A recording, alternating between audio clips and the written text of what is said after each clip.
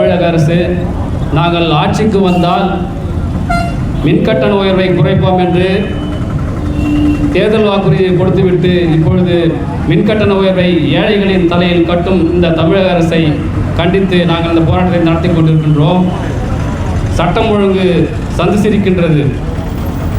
ஒரு தேசிய கட்சியின் மாநில தலைவர் ஏழை எளிய குடும்பத்திலிருந்து மாநில தலைவராக பொறுப்பேற்று அனைவராலும் அறியப்பட்ட அண்ணன் ஆம்ஸ்ட்ராங் அவர்களை நடு வீதியில் பட்டப்பகலில் படுபாதகர் கூலிப்படையை கொண்டு வெட்டி வீழ்த்திய இந்த சட்டம் ஒழுங்கு சீர்கேட்டுகளில் அவலமாக இருக்கும் தமிழக அரசை கண்டித்து இந்த போராட்டத்தை நடத்தி கொண்டிருக்கின்றோம்.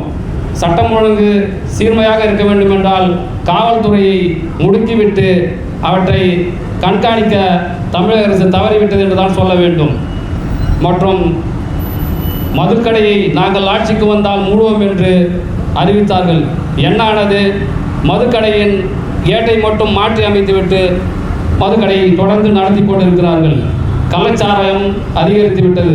கல்வராயன் மலையில் காய்ச்சப்படும் கள்ளச்சாராயத்தை குடித்துவிட்டு 65 ஏழை தொழிலாளர்கள் உயிரிழந்தார்கள். இது போன்ற சூழ்நிலையில் தமிழக அரசு வேடிக்கை பார்த்து கொண்டிருக்கின்றது.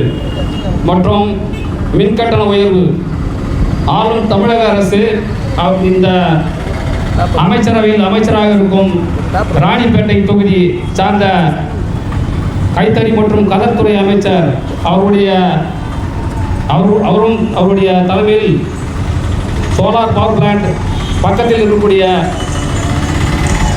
வெளியங்காடு புதூர் பகுதியில் கூட அமைந்துள்ளது. அவர்கள் அதிக விலைக்கு மின்சாரத்தை விட்டு தமிழக அரசு மக்கள் தலையில் அந்த பணத்தை வரி பணத்தை வசூலித்து ஏழைகளின் தலையில் கட்டுகிறார்கள்.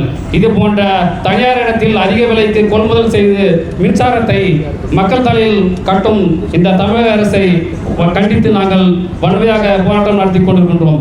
தொடர்ந்து இதே நிலை நீடிக்குமானால் நாங்கள் அடுத்த கட்ட போராட்டத்திற்கு முன்னெடுப்போம் என்று தெரிவித்துக் கொண்டு இந்த உரையை முடித்துக் கொள்கிறேன். நன்றி, வணக்கம்.